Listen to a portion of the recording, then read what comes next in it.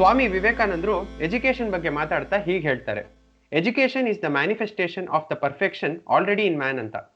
ಹಾಗಾಗಿ ಒಬ್ಬ ಗುರು ತನ್ನ ಶಿಷ್ಯನಿಗೆ ಬರುವ ಅಡಚಣೆಗಳನ್ನ ರಿಮೂವ್ ಮಾಡಿದ್ರೆ ಸಾಕು. ಒಬ್ಬ ರಿಸರ್ಚರ್ ಕೆಲಸ ಕೂಡ ಇಷ್ಟೇ. ಎಸ್ಟಾಬ್ಲಿಷ್ಡ್ ಫ್ಯಾಕ್ಟ್ಸ್ ಇಟ್ಕೊಂಡು ಅವೈಲಬಲ್ ರಿಸೋರ್ಸಸ್ನ ಬಳಸಿ ಒಂದು ಹೊಸ ಕನ್ಕ್ಲೂಷನ್ಗೆ ಬರೋದು. ಹೀಗಾಗಿ ರಿಸರ್ಚ್ ಮಾಡುವವರು ಸಮಾಜದಲ್ಲಿ ಗುರುವಿನ ಸ್ಥಾನದಲ್ಲಿ ನಿಲ್ತಾರೆ. ನಮಸ್ಕಾರ, ಹೊಂಗೆ ಮರದಡಿ ಪಾಡ್ಕಾಸ್ಟ್ನ 7ನೇ ಎಪಿಸೋಡ್ಗೆ ನಿಮ್ಗೆಲ್ಲರಿಗೂ ಸ್ವಾಗತ.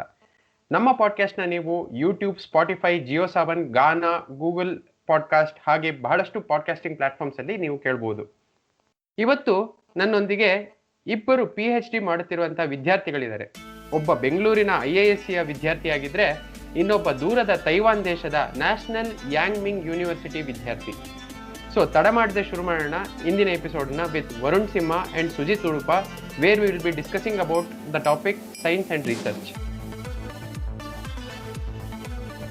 ನಮಸ್ಕಾರ ವರುಣ್ ಹಾಗೂ ಸುಜಿತ್. ನಮಸ್ಕಾರ. ವರುಣ್ ಸಿಂಹ ಹಾಗೂ ಸುಜಿತ್ ಉಡುಪ ಇಬ್ರು MSc ಅನ್ನ ಮಣಿಪಾಲ್ ಯೂನಿವರ್ಸಿಟಿಯಲ್ಲಿ ಮಾಡಿದ್ದಾರೆ.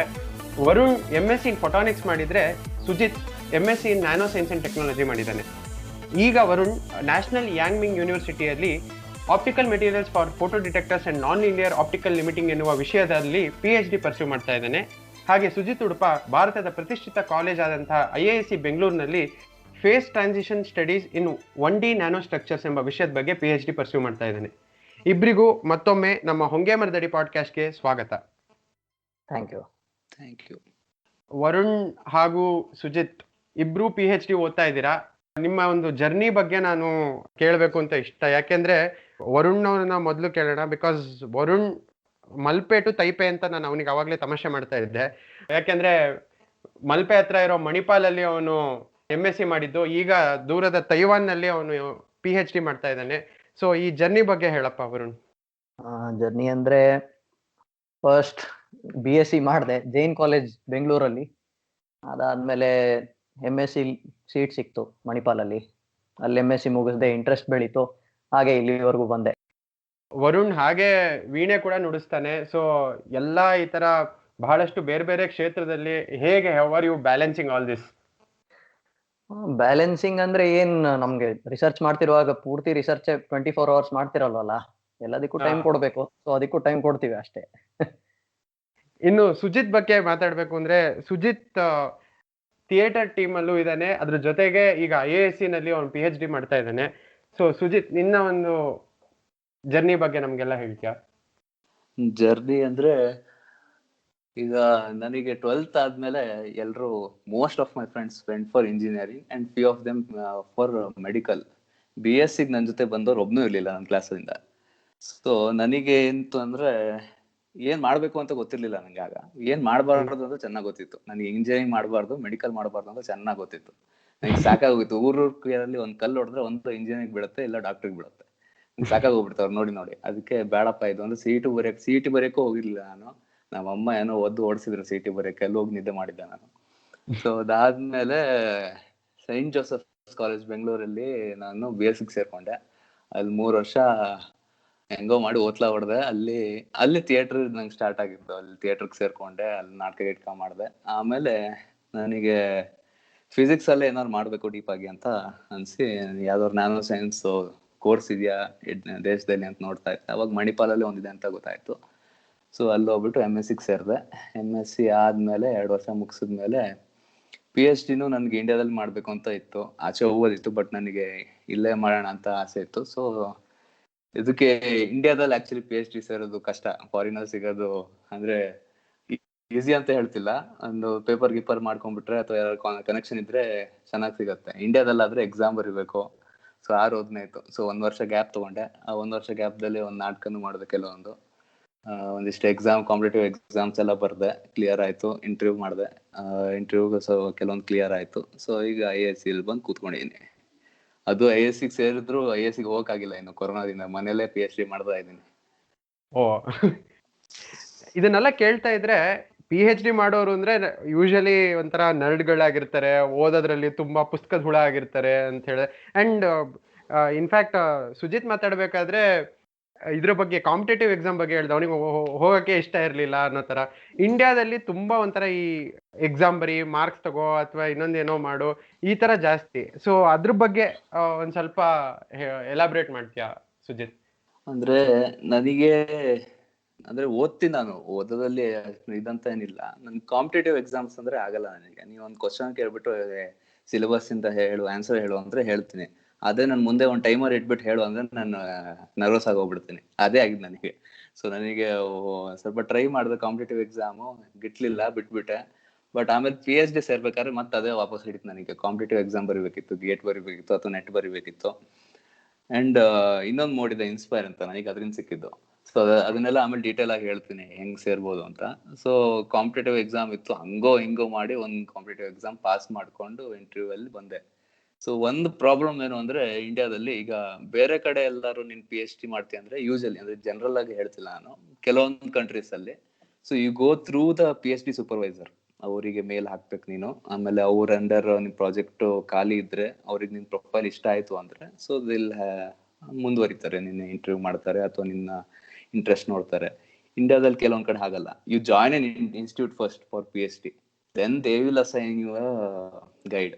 ಅಂಡ್ ಆಮೇಲೆ ಅವ್ರ ಹತ್ರ ಅಂಡರ್ ಇರೋ ಯಾವ್ದಾದ್ರು ಒಂದು ಪ್ರಾಜೆಕ್ಟ್ ಸಿಕ್ತು ಅಂದ್ರೆ ಸೊ ಅದು ನಿನ್ಗೆ ಮ್ಯಾಚ್ ಆಗ್ಬೇಕು.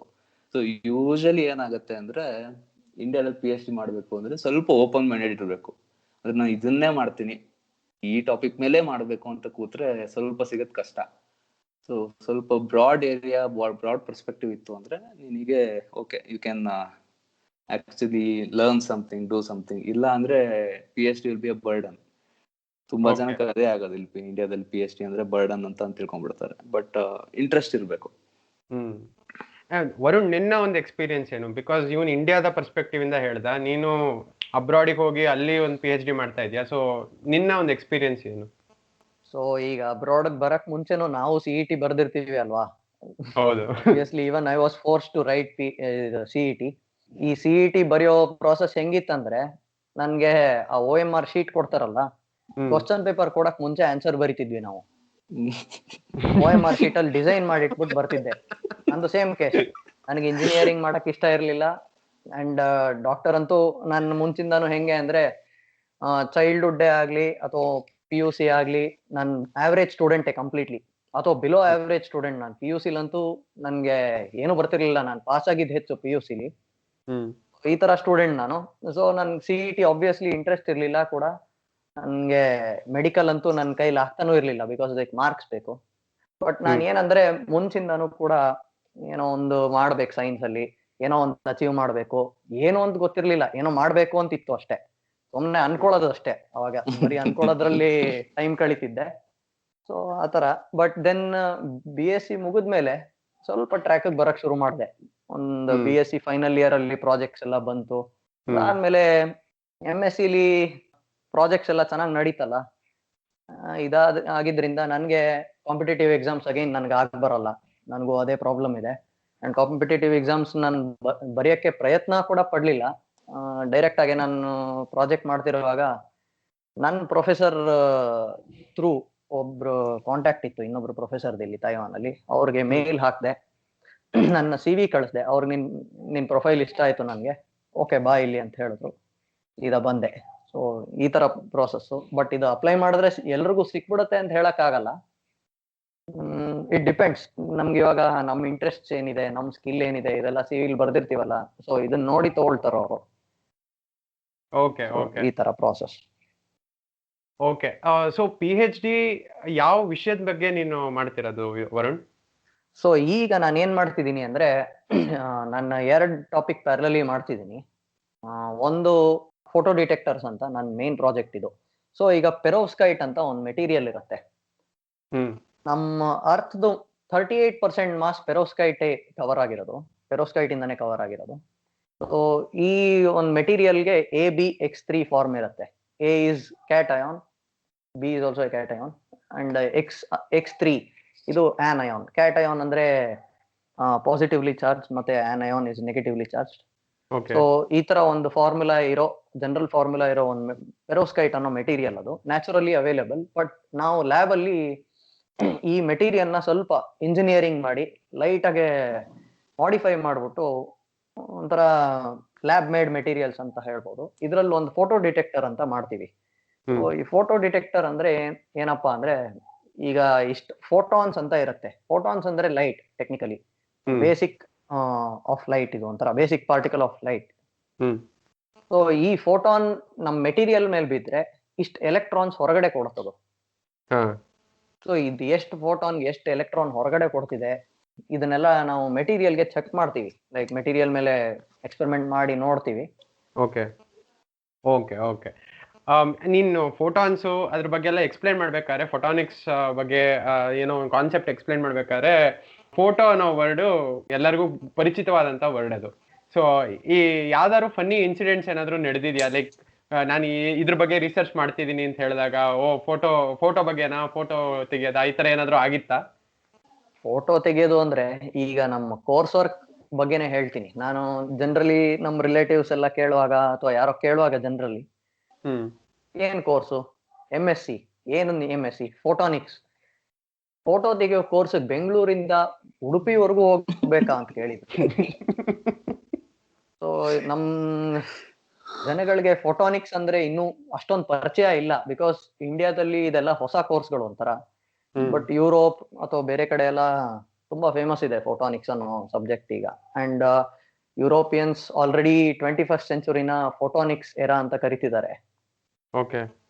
ಸೊ ನಮ್ ಇಂಡಿಯಾದಲ್ಲಿ ಸ್ವಲ್ಪ ಇನ್ನೂ ಅಷ್ಟೊಂದು ಫೇಮಸ್ ಆಗದೆ ಇರೋದ್ರಿಂದ ಈ ತರ ಕೇಳ್ತಾರೆ. ಈಗ ಆಪ್ಟಿಕಲ್ ಫೈಬರ್ಸ್ ಎಲ್ಲ ಬರ್ತಾ ಇದೆ, ಸೊ ಇಂಡಿಯಾದಲ್ಲೂ ಸ್ವಲ್ಪ ಇದಕ್ಕೆ ಡಿಮ್ಯಾಂಡ್ ಜಾಸ್ತಿ ಆಗ್ಬೋದು. ಹೌದು ಹೌದು ಹೌದು. ಆಪ್ಟಿಕಲ್ ಫೈಬರ್ಸ್ ಎಲ್ಲ ಇವಾಗ ಜಿಯೋ ಇರೋದ್ರಿಂದ ಡಿಜಿಟಲ್ ಇಂಡಿಯಾ. ಓಕೆ ಸುಜಿತ್, ನಿನ್ನ ಒಂದು ರಿಸರ್ಚ್ ಬಗ್ಗೆ ನಮ್ಮ ಲಿಸ್ನರ್ಸಿಗೆ ಸ್ವಲ್ಪ ತಿಳಿಸ್ತೀಯಾ? ಈಗ ಅಂದ್ರೆ ಈಗ PhD ಜಸ್ಟ್ ಜಾಯ್ನ್ ಆಗಿದ್ದು ನಾನು. ಐ ಥಿಂಕ್ 1 ಮಂತ್ ಆಯ್ತು. ಸೊ ರಿಸರ್ಚ್ ಪ್ರಪೋಸಲ್ ಬರಿಬೇಕಿತ್ತು ನಾನು. ಸೊ ಅದಕ್ಕೆ ಚೂಸ್ ಮಾಡ್ಕೊಂಡಿರೋ ರಿಸರ್ಚು ಫೇಸ್ ಟ್ರಾನ್ಸ್ಫಾರ್ಮೇಶನ್ ಇನ್ 1D ನ್ಯಾನೋ ಸ್ಟ್ರಕ್ಚರ್ಸ್ ಅಂತ. So basically it's in nano materials ಮೇಲೆ ನಾನು ವರ್ಕ್ ಮಾಡೋದು. ನನ್ನ group they specialise in electron microscopy. So ಅವರಿಗೆ ಈ ನ್ಯಾನೋ ಸ್ಟ್ರಕ್ಚರ್ಸು ಅಥವಾ ಅದರಲ್ಲಿ ಆಗೋ ಫೇಸ್ ಚೇಂಜಸ್ಗಳು, ಆಗುವಂಥ ಟ್ರಾನ್ಸ್ಫಾರ್ಮೇಷನ್ಸು, ಅದನ್ನೆಲ್ಲ ಸ್ಟಡಿ ಮಾಡೋದು ಅವ್ರ ಎಕ್ಸ್ಪರ್ಟೀಸ್. ಸೊ ನಂದು ಸಿಮಿಲರ್ ಪ್ರಾಜೆಕ್ಟ್ ಇರಬೇಕು ಅಂದರೆ I should coop with those instruments that I have in my group. ಅದಕ್ಕೋಸ್ಕರ ಫೇಸ್ ಟ್ರಾನ್ಸ್ಫಾರ್ಮೇಷನ್ 1D ನ್ಯಾನೋ ಸ್ಟ್ರಕ್ಚರ್ಸ್ನ ಆಯ್ಕೆ ಮಾಡ್ಕೊಂಡೆ. ಈಗ ನಮ್ಮೊಂದು ಕೂದಲು ತೆಗೆದ್ರೆ ದಟ್ ಈಸ್ ಅರೌಂಡ್ ಮೈಕ್ರಾನ್ ರೇಂಜಲ್ಲಿ ಇರುತ್ತೆ. ಅದನ್ನ 1000 ಭಾಗ ತುಂಡು ಮಾಡಿ ಆ 1000 ಭಾಗದನ್ನ ನೋಡಿದ್ರೆ that is may be in the nano regime.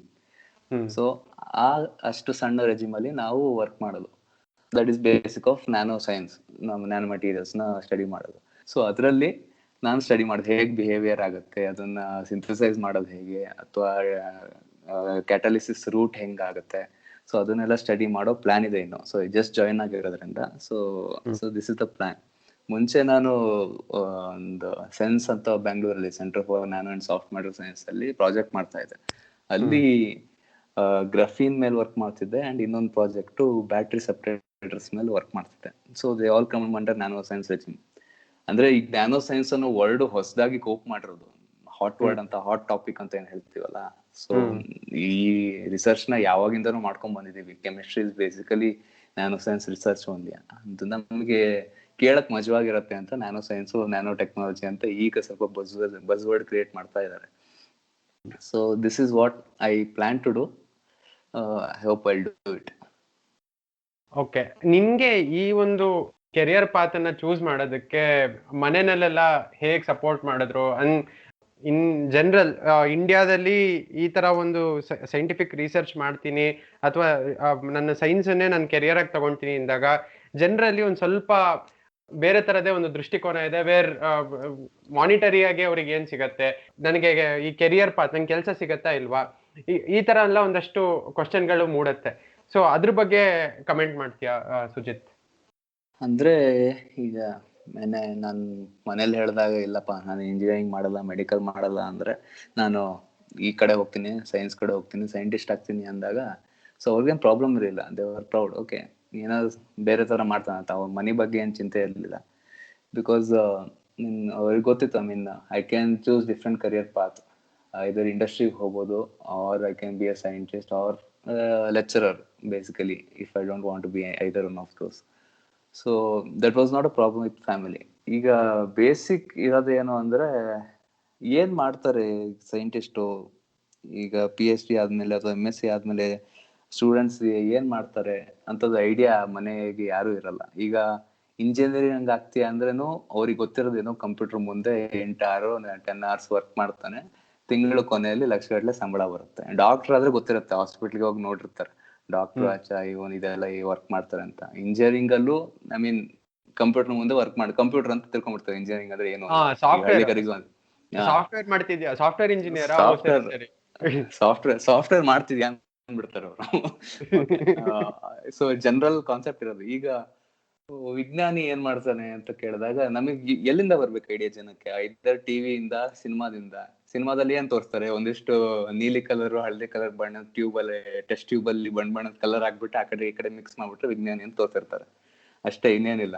ವಿಜ್ಞಾನ ಅನ್ನೋದನ್ನ ಸ್ವಲ್ಪ ಲೈಮ್ ಲೈಟಿಗೆ ತಂದಿದ್ದು ನಮ್ಮ ಅಬ್ದುಲ್ ಕಲಾಂ ಅವರು, CV ರಾಮನ್ ಅವರು. ಸೊ ಬಟ್ ಅದು ಸ್ಪೇಸ್ ರಿಸರ್ಚ್ ಅದು. ಈಗ ನಮ್ ಜನಗಳಿಗೆ ಗೊತ್ತಿಲ್ಲ ಯಾವ ತರ ರಿಸರ್ಚ್ ಇರುತ್ತೆ, ಏನೇನಲ್ಲಿ ಬೇಸಿಕ್ ರಿಸರ್ಚ್ ಅಂದ್ರೆ ಏನೇನ್ ಮಾಡ್ತಾರೆ, ಯಾವ ಫೀಲ್ಡ್ಸ್ ಅಲ್ಲಿ ಇರುತ್ತೆ, ಎಷ್ಟ್ ಫೀಲ್ಡ್ ಇದೆ ಅದ್ ಗೊತ್ತಿಲ್ಲ ಜನಕ್ಕೆ. ಅಂದ್ರೆ ಐಡಿಯಾ ಇಲ್ಲ ಅವರಿಗೆ. ನನಗೂ ಇರ್ಲಿಲ್ಲ ಸ್ಟಾರ್ಟಿಂಗ್ ಅಲ್ಲಿ. ನಾನ್ ಫಿಸಿಕ್ಸ್ ಅಲ್ಲಿ ಮಾಡ್ತೀನಿ ಅಂತ ಹೇಳಿದ್ದೆ. That is too big of a vague word. Physics ಅಲ್ಲಿ ಏನ್ ಮಾಡ್ತೀಯಪ್ಪ ನೀನು ಅಂತ ಕೇಳ್ಬಿಡು. ಅವಾಗ ಕೇಳಿದ್ರೆ ನನ್ ಗೊತ್ತಿರ್ಲಿಲ್ಲ ಫಿಸಿಕ್ಸ್ ಅಲ್ಲಿ ನಾನು ರಿಸರ್ಚ್ ಮಾಡ್ತೀನಿ ಅಂತಿದ್ದೆ ನಾನು BSc ಇರ್ಬೇಕಾರೆ. ಆಮೇಲೆ ಸ್ವಲ್ಪ ಈಗ ಆನ್ಲೈನ್ ಆರ್ಟಿಕಲ್ಸ್ ಎಲ್ಲ ಓದಕ್ ಶುರು ಮಾಡಿದೆ. ಈ ಬಸ್ ವರ್ಡ್ ಅಂತ ಹೇಳಿದ್ನಲ್ಲ, ನ್ಯಾನೋ ಸೈನ್ಸ್, ಸೊ ಅದು ತುಂಬಾ ಪಾಪಪ್ ಆಗಕ್ ಶುರು ಆಯ್ತು. So okay, nano science, nano technology, nano drug delivery, ಆ ತರ ಎಲ್ಲ ವರ್ಡ್ಸ್ ಕೇಳಕ್ ಶುರು ಮಾಡಿದೆ. ಓಕೆ ಚೆನ್ನಾಗಿದೆ ಅಂತ ಸ್ವಲ್ಪ ಓದಕ್ ಶುರು ಮಾಡಿದೆ. ಸೊ ಹಿಂಗಿರೋ ಪೇಪರ್ಸ್ ಓದಕ್ ಶುರು ಮಾಡಿದೆ. ಪೇಪರ್ ಓದ್ಲಿಲ್ಲ ಆಗ ನನಗೆ ಅದು ಅರ್ಥನೂ ಆಗ್ತಿರ್ಲಿಲ್ಲ ಅವಾಗ. ಸೊ ನಾನು ಈಗ ನ್ಯೂಸ್ ಆರ್ಟಿಕಲ್ಸ್ ಎಲ್ಲ ಓದಕ್ ಶುರು ಮಾಡಿದೆ. ಓಕೆ ಹಿಂಗ್ ಮಾಡ್ತಾರೆ ಅಂತ. ಸೊ ಅದರಿಂದ ನನಗೆ ಸ್ವಲ್ಪ ಕ್ಲಿಯರ್ ಪಾಸ್ ಸಿಕ್ತು. Okay I can go in this fashion ಅಂತ ನ್ಯಾನೋ ಸೈನ್ಸ್ ಇಂದ. ಸೊ ಅದರಿಂದ ಈಗ PhD ಬಂದೆ. ಈಗ ಪೇಟೆಂಟ್ ಯಾವ್ದಾದ್ರು ಇದೆಯಾ ನಿಂದು? ಇಲ್ಲ, ಪೇಟೆಂಟ್ ಇನ್ ಸದ್ಯಕ್ಕಿಲ್ಲ. ನಾನು ಜಸ್ಟ್ ಮಾಡಿರೋದೆಲ್ಲ ತುಂಬಾ ಕಡಿಮೆ ಟೈಮಿಗೆ, either 6 months project, 3 months project. So ನಂದಿಲ್ಲ. ವರುಣ್, ಐ ಥಿಂಕ್ ನಿಂದು ಪೇಟೆಂಟ್ ಇದೆ ಅನ್ಸುತ್ತಲ್ಲ? ಸೊ ಈಗ ಪೇಟೆಂಟ್ ಇದೆ ಅಂತ ನಾನು ಇನ್ನು ಹೇಳೋ ಪೊಸಿಷನ್ ಅಲ್ಲಿ ಇಲ್ಲ. ಬಿಕಾಸ್ ನಾನು 6 months ಪ್ರಾಜೆಕ್ಟ್ ಮಾಡಿದೆ. ಅದ್ರದ್ದು ಏನಿದೆ ಪೇಟೆಂಟ್ ಅಪ್ಲೈ ಮಾಡಿದೀವಿ, ಎಲ್ಲ ನಮ್ದು ಪ್ರಾಸೆಸ್ ಎಲ್ಲ ಮುಗ್ದಿದೆ. ಬಟ್ ಇಂಡಿಯಾದಲ್ಲಿ ಈ ಪೇಟೆಂಟ್ ಅನ್ನೋ ಪ್ರೊಸೀಜರ್ ಆಲ್ಮೋಸ್ಟ್ 3 years ಮೇಲ್ ತಗೊಳತ್ತೆ. ಸೊ ಯಾಕೆ ಅಂದ್ರೆ ಅವ್ರು ಬಂದು ಇವ್ಯಾಲ್ಯೂಯೇಷನ್ ಮಾಡ್ಬೇಕು, ಎಕ್ಸಾಮಿನರ್ಸ್ ಎಲ್ಲ ಬರ್ತಾರೆ, ಇದೆಲ್ಲ ತುಂಬಾ ದೊಡ್ಡ ಪ್ರಾಸೆಸ್ ಇದೆ. ನಾನೇನ್ ಮಾಡಿದೆ ಅಂದ್ರೆ, ನಾನು 6 months ಪ್ರಾಜೆಕ್ಟ್ ಅಲ್ಲಿ ಒಂದು ಇಮೇಜಿಂಗ್ ಸಿಸ್ಟಮ್ ಮಾಡಿದೆ. ಈ ಇಮೇಜಿಂಗ್ ಸಿಸ್ಟಮ್ ಒಬ್ರು ಆಸುಂದಿ ಅಂತ ಇದ್ದಾರೆ, ಆನಂದ್ ಆಸುಂದಿ ಅಂತ. ಅವರು ಸಿಂಗಾಪುರ್ ಅಲ್ಲಿ ನ್ಯಾನ್ಯಾಂಗ್ ಯೂನಿವರ್ಸಿಟಿಯಲ್ಲಿ ಒಬ್ರು ಪ್ರೊಫೆಸರ್ ಅವರು. ಸೊ ಇವರು ಒಂದು ಹೊಸ ಐಡಿಯಾ ತಂದ್ರು. ಸೊ ಈ ಹೊಸ ಐಡಿಯಾ ಏನಂದ್ರೆ, ಒಂದು LED ಒಂದು ಕ್ಯಾಮ್ರಾ ಅಷ್ಟೇ. ಇದು ಯಾವ ತರ ಕ್ಯಾಮ್ರಾ ಅಂತ ರಿವೀಲ್ ಮಾಡಕ್ ಆಗಲ್ಲ ನನ್ಗಿನ್ನು. ಅದಾದ್ಮೇಲೆ ಪ್ರಾಬಬ್ಲಿ ಎಲ್ಲರಿಗೂ ಗೊತ್ತಾಗ್ಬಹುದು. ಬಟ್ ಏನಂದ್ರೆ, ಈ ತರದೊಂದು ಡಿಸೈನ್ ಮಾಡ್ಬೋದು ಅಂತ ಒಂದು ಐಡಿಯಾ ತಂದ್ರು. ಒಂದು ಸ್ಟೂಡೆಂಟ್ ಬೇಕಿತ್ತು ಡೆವಲಪ್ ಮಾಡಕ್ಕೆ. ಸೊ ನಂದು 6 months ಪ್ರಾಜೆಕ್ಟ್, ನನಗೂ ಏನು ಕೈಯಲ್ಲಿ ಪ್ರಾಜೆಕ್ಟ್ ಇರ್ಲಿಲ್ಲ. ನಾನು ಮಾಡ್ತೀನಿ ಅಂತ ಕೇಳಿದೆ, ಎಸ್ ಅಂದ್ರು, ಮಾಡಿದೆ. ಓಕೆ 6 months ಅಲ್ಲಿ ಈಗ ಒಂದು ಪೇಟೆಂಟ್ ಅಂತ ನಾನು ಏನೇನಿದೆ ಫಾರ್ಮಲ್ ಪ್ರೊಸೀಜರ್ಸ್ ಎಲ್ಲ ನನ್ನ ಕಡೆಯಿಂದ ಮುಗಿಸಿದೀನಿ. ಬಟ್ ಸಿನ್ಸ್ ನಾನು ಬೇರೆ ದೇಶದಲ್ಲಿ ಇರೋದ್ರಿಂದ ಅವ್ರು ಮಿಕ್ಕಿದ ಪ್ರೊಸೀಜರ್ ಏನಿದೆಯೋ, ನನ್ನ ಹಳೆ ಗೈಡ್ ಎಲ್ಲ ಯಾರ್ಯಾರಿದ್ದಾರೆ ಅವ್ರು ಮುಗಿಸ್ಕೊಳ್ತಾರ ಆ ಪ್ರೊಸೀಜರ್ಸ್ನ. ಬಟ್ ದೆನ್ ಅದೇ ಪೇಟೆಂಟ್ ಮಾಡೋದು ಅಂದ್ರೆ ಇದಕ್ಕೊಂದು ದೊಡ್ಡ ಪ್ರಾಸೆಸ್ ಇದು, ಅಷ್ಟೇ ಹೇಳ್ಬೋದು. ಈಗ ಒಬ್ಬ ರಿಸರ್ಚರ್ ಅಂದ್ರೆ ಬರೀ ಪೇಟೆಂಟ್ ಮಾಡೋದಷ್ಟೇ ಅವನ ಒಂದು ಗುರಿ ಆಗಿರೋದಿಲ್ಲ. ಬಹಳಷ್ಟು ಬೇರೆ ಬೇರೆ ತರದ ಬ್ಯಾಕ್ ಗ್ರೌಂಡ್ ವರ್ಕ್ ಮಾಡ್ಬೇಕಾಗತ್ತೆ ಅವನು. ಅದರಲ್ಲಿ ಪೇಪರ್ ಪಬ್ಲಿಷ್ ಮಾಡೋದು ಒಂದು. ಸೊ ಅದ್ರ ಬಗ್ಗೆ ಒಂದ್ ಸ್ವಲ್ಪ ನಮ್ಮ ಲಿಸ್ನರ್ಸ್ಗೆ Sujith, if you can explain it will be helpful. Okay, PhD ಅಲ್ಲಿ ನೀವು ಏನ್ ಮಾಡ್ತೀರಾ, PhD ಅಲ್ಲಿ what work do you do in PhD ಅಂತ ಯಾರು ಕೇಳಿದ್ರೆ, ವಾಟ್ ಐ ಸೇ ಇಸ್, ನಮ್ಮ ಹತ್ರ ಆನ್ಸರ್ ಆಲ್ರೆಡಿ ಇದೆ. So there are a lot of research going on, a lot of review articles. Tumba answer is already there. PhD is all about finding the right question. So that is basic of PhD.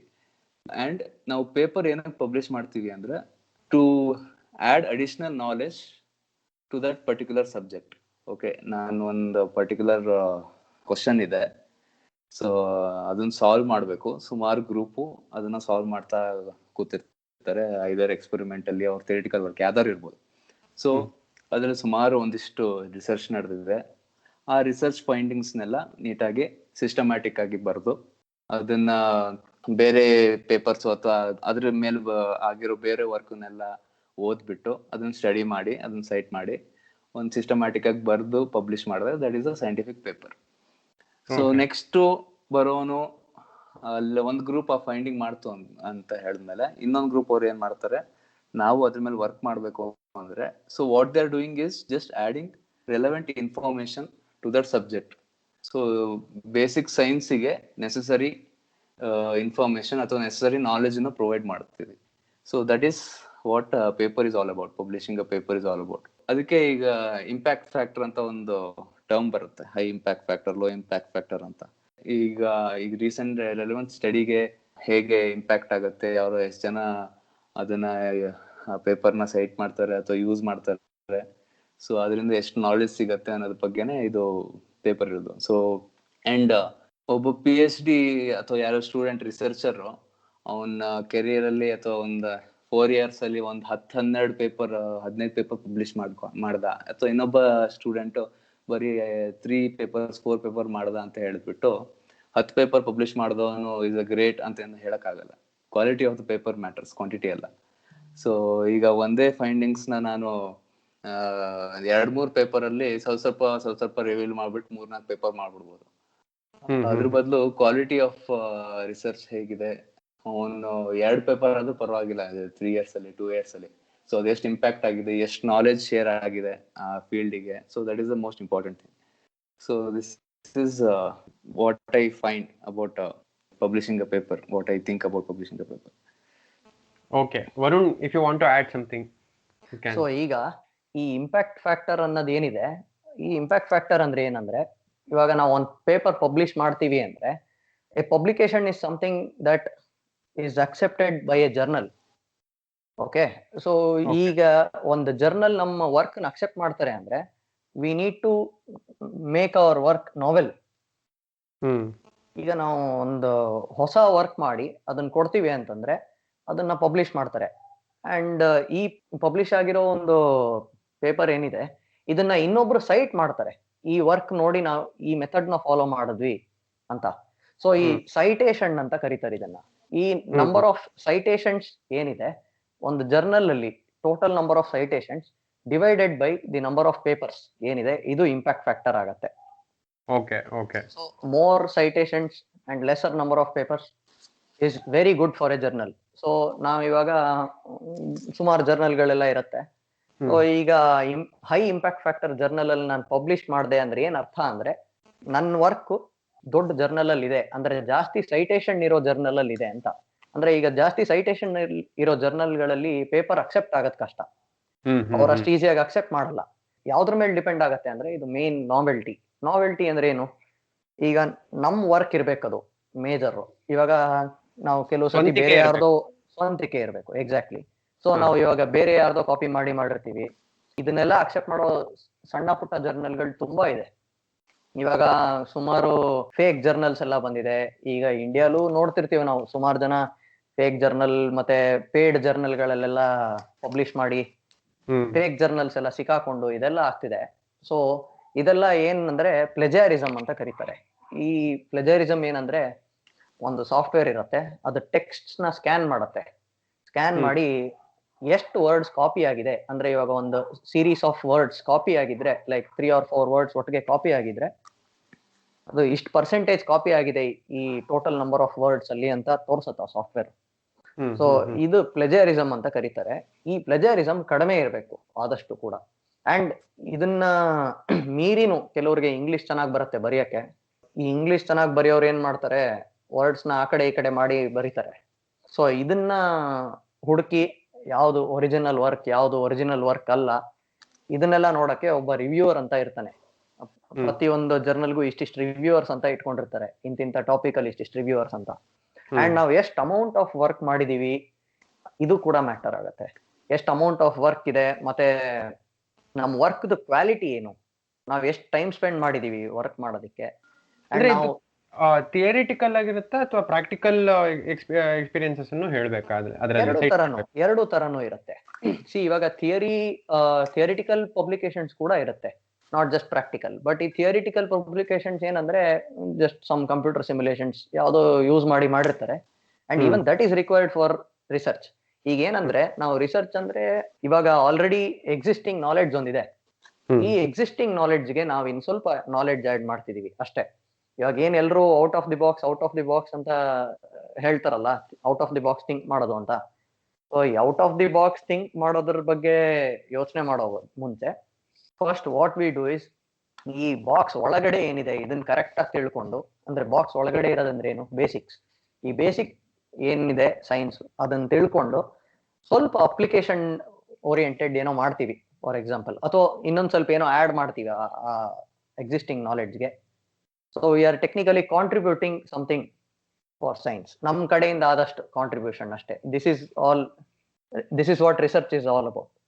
Sujit, ನಿನಗ್ ಪ್ರಶ್ನೆ, ನೀನ್ ಅವಾಗ್ಲೇ ಮಾತಾಡ್ಬೇಕಾದ್ರೆ ಮುಂದೆ career path ಅಂತ choose ಮಾಡ್ಬೇಕಾದ್ರೆ ಒಬ್ಬ research ಮಾಡೋನು ಇಂಡಸ್ಟ್ರಿಗೆ ಹೋಗ್ಬೋದು, ಇಲ್ಲ ಅವನು ರಿಸರ್ಚ್ ಅಲ್ಲೇ ಮುಂದೆ ಹೋಗ್ಬೋದು ಅಂತ. ಲೈಕ್ ಯಾವ ಆಪರ್ಚುನಿಟೀಸ್ ಇದೆ ಆಫ್ಟರ್ ಪರ್ಸ್ಯೂಯಿಂಗ್ ಯುವರ್ PhD? ಇದು ನಾನು ಕೇಳ್ಕೊಂಡಿದ್ದು since I am just beginning my PhD. So ನನ್ನ ನಾಲೆಜ್, ನೀನು ಸ್ಟಡಿ ಮಾಡಿರ್ತೀಯಲ್ಲ, like before taking this as a career path, ನೀನ್ ಏನೋ ಒಂದು ನಿನಗೆ ಯಾರೋ ಹೇಳಿರ್ತಾರೆ, ನೀನ್ ಒಂದಷ್ಟು ತಿಳ್ಕೊಂಡಿರ್ತೀಯ. ಸೊ ಅದ್ರ ಬಗ್ಗೆ ಒಂದ್ ಸ್ವಲ್ಪ ಹೇಳ್ತೀಯಾ? ಸೊ PhD ಆದ್ಮೇಲೆ ಅಥವಾ ಸೈನ್ಸ್ ಸ್ಟೂಡೆಂಟ್ ಆದ್ಮೇಲೆ, ಐದರ್ ಮಾಸ್ಟರ್ಸ್ ಅಥವಾ ಡಾಕ್ಟರೇಟ್ ಸ್ಟೂಡೆಂಟ್ ಆದ್ಮೇಲೆ can go in to academia. ಅಂದ್ರೆ ನಿನ್ ಸ್ಟೂಡೆಂಟ್ಸಿಗೆ ನೀನ್ ಹೇಳ್ಕೊಡ್ಬೇಕು, ನಿನ್ನಲ್ಲಿರೋ ನಾಲೆಜ್ನ ಹೇಳೋದು. ಅಂದ್ರೆ ಯಾವ್ದಾದ್ರು ಕಾಲೇಜಸ್ಗೆ ಹೋಗಿ ಲೆಕ್ಚರರ್ ಆಗೋ ಅಥವಾ ಪ್ರೊಫೆಸರ್ ಆಗೋ ಟೀಚರ್ ಆಗೋ ಸೇರ್ಕೊಬಹುದು. ಅಂಡ್ ಐದರ್ ನೀನ್ ಅದಕ್ಕೆ ಕೆಲವೊಂದು ಎಕ್ಸಾಮ್ಸ್ ಇದೆ, ಅದನ್ನು ಕ್ಲಿಯರ್ ಮಾಡಿದ್ರೆ will get A UGC grade also. It's a good pay job. ಇಲ್ಲ ಅಂದ್ರೆ ಸೊ ಇಂಡಸ್ಟ್ರಿ ಅಂದ್ರೆ ಕೆಲವೊಂದು, ಈಗ ಫಾರ್ ಎಕ್ಸಾಂಪಲ್ ನಾನು ಮೈಕ್ರೋಬಯಾಲಜಿ ಅಥವಾ ಬಯೋಟೆಕ್ನಾಲಜಿಯಲ್ಲಿ ಏನಾದ್ರು ಕೆಲಸ ಮಾಡಿದೀನಿ, PhD ಮಾಡಿದೀನಿ, ಮಾಸ್ಟರ್ಸ್ ಮಾಡಿದೀನಿ ಅಂದ್ರೆ, so I can have a job in companies like Biocon and all. So ಅಲ್ಲಿ ಸೈಂಟಿಸ್ಟ್ ಪೊಸಿಷನ್ ಆಗಿರ್ಬೋದು, ಅಥವಾ ಐ ಕ್ಯಾನ್ ಹ್ಯಾವ್ ಅ ಕೆಮಿಸ್ಟ್ರಿಯಲ್ಲಿ ಅಥವಾ ಬಯೋಟೆಕ್ನಾಲಜಿಲೆಲ್ಲ ಮಾಡಿದೀನಿ ಅಂದ್ರೆ I can get a industry job in some pharma company also as a scientist position. So their job is also, ಈಗ since corona is humming world, corona ಇರೋದ್ರಿಂದ ಸೊ ಈಗ ಏನ್ ಮಾಡ್ತಿದ್ದಾರೆ, ರಿಸರ್ಚ್ ಮಾಡ್ತಿದ್ದಾರೆ ಅಂದ್ರೆ ಈಗೆಲ್ಲ ಇಂಡಸ್ಟ್ರಿಯಲ್ಲೂ ವ್ಯಾಕ್ಸಿನ್ ಮಾಡಕ್ಕೆ ಈಗ ಟ್ರೈ ಮಾಡ್ತಾ ಇದ್ದಾರೆ. So that is also A job ಅಲ್ವಾ. ಸೊ ಫಾರ್ಮಾ ಕಂಪ್ನಿಯಲ್ಲಿ ಹೋಗ್ಬಿಟ್ಟು ಸೈಂಟಿಸ್ಟ್ ಪೊಸಿಷನ್ ಅಥವಾ research associate position, research assistant position, ಇದಕ್ಕೆಲ್ಲ ಸೇರ್ಕೊಬಹುದು. ತುಂಬಾ ಕರಿಯರ್ ಆಪ್ಷನ್ಸ್ ಇದೆ. ಅಕಾಡೆಮಿ ಅಂದ್ಮೇಲೆ ಈಗ ನಮ್ ಗೈಡ್ಸ್ ಹೆಂಗಿದಾರಲ್ಲ ಆ ತರ ನಾವು ಆಗ್ಬೋದು. ಸೊ ಟೀಚ್ ಮಾಡಿ we can set up our own lab, own group. So we can take up students, our own students after PhD and start our own group. ಒಂದ್ ಕೆಲವೊಂದು ಟಾಪಿಕ್ ಚೂಸ್ ಮಾಡ್ಬಿಟ್ಟು, so just like our guides you can become guides to others. ಸುಮಾರಿದೆ, ಇದು ನನ್ ಗೊತ್ತಿರೋ knowledge ಅಲ್ಲಿ ನಾನು ಹೇಳ್ತಾ ಇರೋದು. I don't know, there might be more also. Okay. Varun, ನಿಮ್ಗೆ ಮೋಟಿವೇಶನ್ ಅಥವಾ ಇನ್ಸ್ಪಿರೇಷನ್ ಅನ್ನೋಂತ ಯಾವ್ದಾದ್ರು ಒಂದಲ್ಲ, ನಿಮ್ಗೆ ಯಾವ್ದಾವ್ದು ಇನ್ಸ್ಪೈರ್ ಆಗಿದೆ ಒಂದು ವರ್ಕ್ಸ್, ಅದ್ರ ಬಗ್ಗೆ ಒಂದ್ ಸ್ವಲ್ಪ ಹೇಳ್ತೀಯಾ? ಸೊ ನನ್ಗೆ ಮೇಜರ್ ಇನ್ಸ್ಪಿರೇಷನ್ ಅಂದ್ರೆ ಮೇಯ್ಮನ್ ಅಂತ ಒಂದು ವ್ಯಕ್ತಿ, ಲೇಸರ್ ಕಂಡು ಹಿಡಿದಿದ್ದವ್ರೆ. ಫಸ್ಟ್ ಟೈಮ್ ಲೇಸರ್ನ ಡೆಮಾನ್ಸ್ಟ್ರೇಷನ್ ಮಾಡಿದ್ದು. ಇದು ನಂದು ಇನ್ಸ್ಪಿರೇಷನ್ ಅಂತ ಅನ್ಕೊಳ್ಬಹುದು, but it's not limited. And ನನಗೂ ಕೂಡ ಇವಾಗ ಗ್ರೂಪ್ಸ್ ಆಗಿ ತಗೊಂಡ್ರೆ ಸುಮಾರು ಗ್ರೂಪ್ಸ್ ಇದೆ. ಈಗ ಇಂಡಿಯಾಲಿ ಫೋಟೋನಿಕ್ಸ್ ಮೇಲೆ ವರ್ಕ್ ಮಾಡ್ತಿರೋ ಗ್ರೂಪ್ಗಳೇ ಇಂಡಿಯಾಲಿ ತುಂಬಾ ಲೀಡಿಂಗ್ ಇದ್ದಾರೆ ಕೆಲವರು. ಸೊ ಇನ್ಸ್ಪಿರೇಷನ್ ಅಂದ್ರೆ ತುಂಬಾ ಬ್ರಾಡ್ ಆಗತ್ತದು. Okay. So Sujith and Varun ಇಬ್ರು ಮಾತಾಡ್ಬೇಕಾದ್ರೆ ನೀವು ರಿಸರ್ಚ್ ಗ್ರೂಪ್ಗಳ ಬಗ್ಗೆ ಮಾತಾಡಿದ್ರಿ. ಅಂಡ್ ಇನ್ ಅ ವೇ ನಿಮ್ಮ ಒಂದು ಜರ್ನಿ ಹೇಗೆ ಈ ಒಂದು ಫೀಲ್ಡ್ ಅಲ್ಲಿ ಆಯ್ತು ಅನ್ನೋದ್ರ ಬಗ್ಗೆನೂ ಹೇಳಿದ್ರಿ. ಸುಜಿತ್, ನಿನಗೆ ಒಂದು ಕ್ವಶನ್, ಲೈಕ್ ಈಗ ಒಬ್ಬ ರಿಸರ್ಚ್ ಮಾಡಬೇಕು ಯಾವುದೋ ಒಂದು ಟಾಪಿಕ್ ಬಗ್ಗೆ ಅಂತ ಹೇಳಿದಾಗ ಇಂಡಿಯಾದಲ್ಲಿ ಯಾವ ತರ ಆಪರ್ಚುನಿಟೀಸ್ ಇದೆ ಅವನಿಗೆ, ಅಂಡ್ ಹೇಗೆ ಅವನು ಅದನ್ನ ಪರ್ಸ್ಯೂ ಮಾಡ್ಬೋದು ಯಾವುದೋ ಒಂದು ಟಾಪಿಕ್ ಬಗ್ಗೆ ರಿಸರ್ಚ್ ಅನ್ನು? ಆಕ್ಚುಲಿ ಇಂಡಿಯಾದಲ್ಲಿ ಬೇಸಿಕ್ ಸೈನ್ಸ್ ಅನ್ನ ಪ್ರಮೋಟ್ ಮಾಡಕ್ ಸುಮಾರು ಪ್ರೋಗ್ರಾಮ್ ಇದೆ. ಸೊ ಗೌರ್ಮೆಂಟ್ ಆಫ್ ಇಂಡಿಯಾ ಸುಮಾರು ಪ್ರೋಗ್ರಾಮ್ಸ್ ನ ಹಮ್ಮಿಕೊಂಡಿದೆ. One of them is inspire, INSPIRE DST ಅವರಿಂದ, department of science and technology ಅವರಿಂದ ಇನ್ಸ್ಪೈರ್ ಪ್ರೋಗ್ರಾಮ್ ಅಂತ. ಅದು ಸುಮಾರು ಲೆವೆಲ್ ಅಲ್ಲಿ ಇದೆ.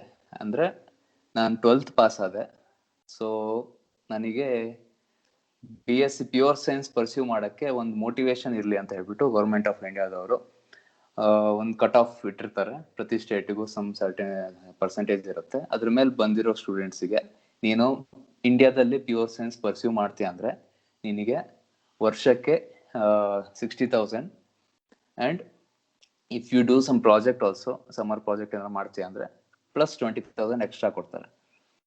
ಸೊ ಅದು ಎಲ್ಲಿ ತನಕ ಕಂಟಿನ್ಯೂ ಆಗುತ್ತೆ ಅಂದ್ರೆ up to your MSc. So 5 ವರ್ಷ ಕೊಡ್ತಾರೆ ನಿನಗೆ, ಸಪೋರ್ಟ್ ಮಾಡ್ತಾರೆ. ಕೆಲವೊಂದು ಎಕ್ಸಾಮ್ಸ್ ಇದೆ ಇನ್ಸ್ಪೈರ್ ಅಂಡರ್ ಬರೋ ಇನ್ಸ್ಟಿಟ್ಯೂಷನ್ ಅಂದ್ರೆ ಐಸರ್ಸ್ಗಳು, ಐಸರ್ ಪುಣೆ, ಮೊಹಾಲಿ, ತಿರುವನಂತಪುರಂ ಅಂತಲ್ಲೆಲ್ಲ. ಸೊ ನೀನು ಅಲ್ಲಿ ಕೆಲವೊಂದು ಎಕ್ಸಾಮ್ಸ್ ಇರುತ್ತೆ, ಅಥವಾ KVPY ಅಂತ ಎಕ್ಸಾಮ್ ಇದೆ, ಕಿಶೋರ್ ವೈಜ್ಞಾನಿಕ ಪ್ರೋತ್ಸಾಹ ಯೋಜನಾ.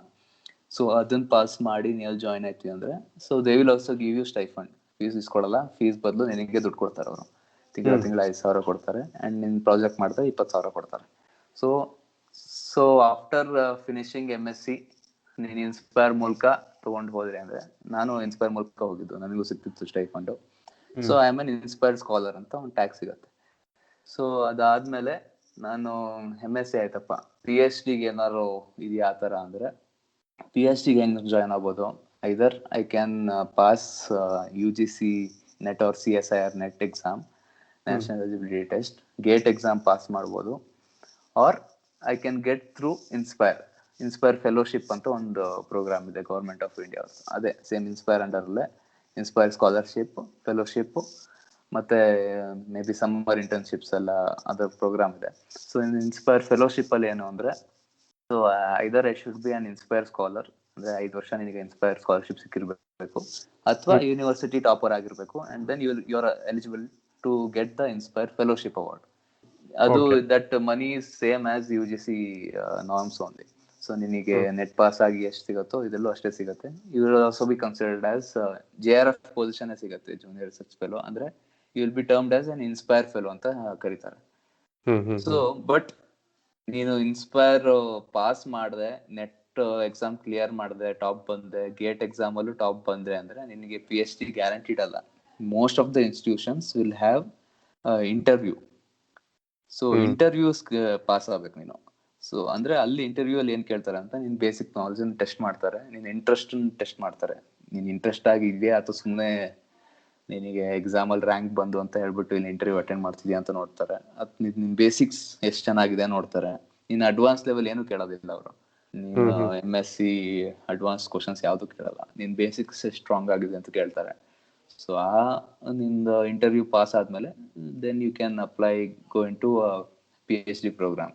ಸೊ ಕೆಲವೊಂದು ಇನ್ಸ್ಟಿಟ್ಯೂಟ್ಸ್ ಅಲ್ಲಿ ನಿನಗೆ you can choose your guide. ಕೆಲವರು institutes they will assign the guide for you. Depends, institute ಇಂದ ಇನ್ಸ್ಟಿಟ್ಯೂಟ್ ಡಿಪೆಂಡ್ ಆಗ್ತಾ ಹೋಗುತ್ತೆ.